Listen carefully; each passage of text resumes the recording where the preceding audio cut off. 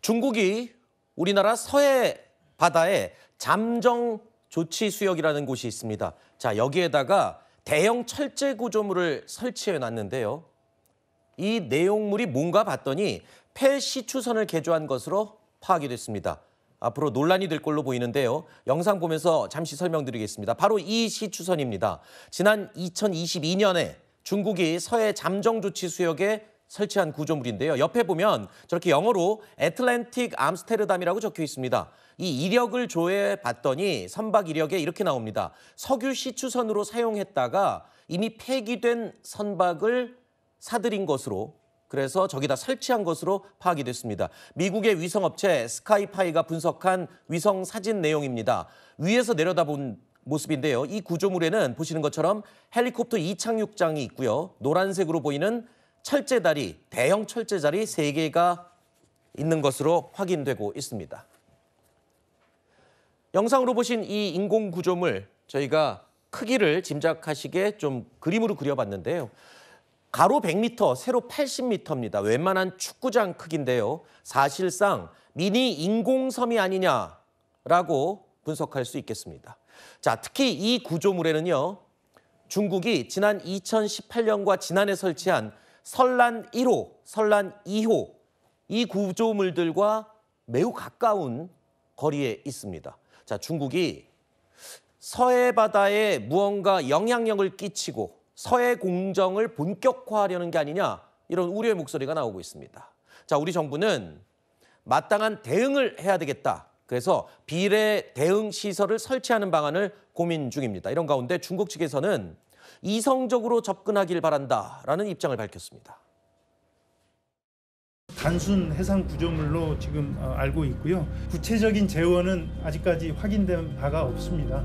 충돌에 대한 부분을 염려하고 있기 때문에 외교 당국을 통해서 적절하게 저희가 좀 강하게 항의를 하고 있다는 말씀을 드립니다. 비례 조치 포함해서 정부에서 공동 대응하겠다는 말씀 드리겠습니다. 中方通过海洋事务对话合作机制等渠道，向韩方介绍了有关情况，并保持着沟通，韩方能够客观理性地看待。 중국은 남중국해에서 분쟁을 벌이고 있죠. 바로 이때 인공섬을 이 남중국해에다가 설치하고 영향력을 행사하면서 남중국해를 분쟁 지역으로 만든 게 바로 중국입니다. 그러니까 우리나라 입장에서 볼 때는 우리 서해 바다에 저런 구조물을 설치했다는 것, 저게 인공섬이나 다름없지 않습니까? 그렇다면 남중국해에서 했던 그런 수법으로 우리 서해 바다에서 영향력을 끼친다, 이렇게 의심할 수 있는 충분한 근거가 되는 거 아닙니까? 그렇습니다. 앵커께서 말씀하신 것이 굉장히 합리적인 의심이 될 수가 있습니다. 더더군다나 이번에 설치된 것이 시추선 아닙니까? 시추선은 바다에서 원유를 채굴하기 위해서 고정식으로 만드는 굉장히 큰 구조물입니다.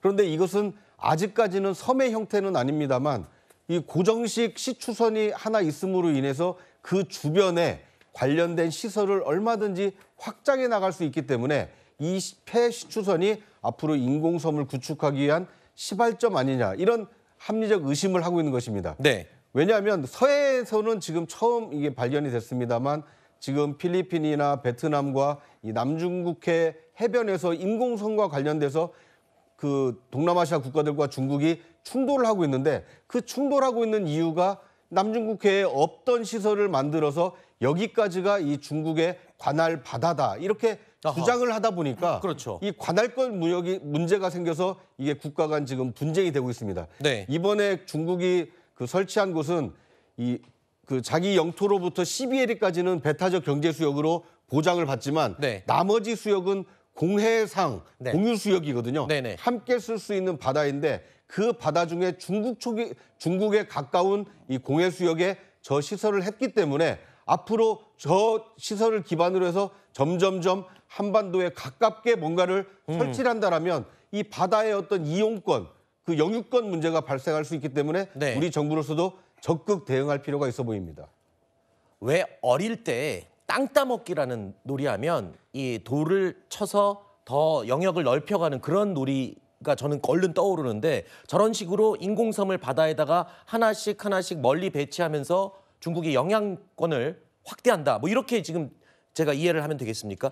일종의 바다 알박기가 될 수가 있습니다. 그렇죠. 왜냐하면 바다는 누구나 공평하게 사용할 수 있는 공유 이 지역인데 거기에 내 시설이 있으니까 이 시설 근처에 있는 바다는 나만 쓸 수 있다. 여기도 배타적 경제 수역을 인정하라. 이렇게 나올 수 있기 때문에 네. 우려스러운 상황입니다. 일단은 경제적으로 이익을 염두하고 이런다 의심할 수밖에 없어요. 어떤 우리 서해에 저렇게 영향을 끼친다 그러면 어떤 걸 의심할 수 있을까요?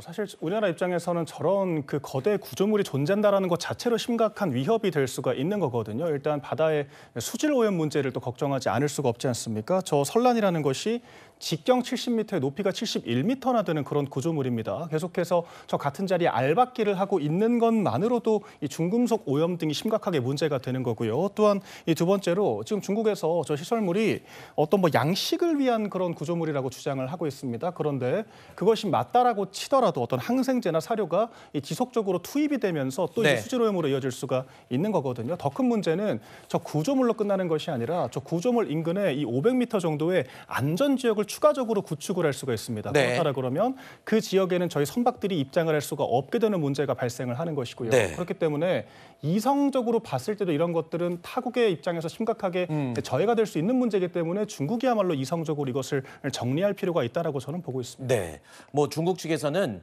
양식 작업을 좀 도와주는 그런 시설물이다 이렇게 설명을 하는데 과연 그걸 곧이곧대로 믿는 사람이 누가 있을지 일단 우리 정부가 적절한 대응 조치를 검토한다고 하니까요. 결과를 보고 판단하겠습니다.